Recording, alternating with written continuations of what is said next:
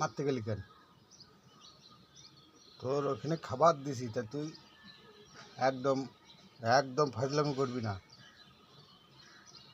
গায়ে হাত দিবি না, খবরদার। কি করেছি আমি? খেপতেছিস কেন? তোর কিছু বলা হয়েছে? কি বলেছি তোর? এত রাগ কেন? হুম?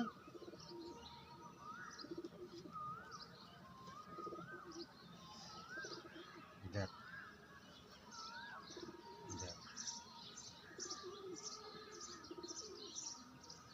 দেখ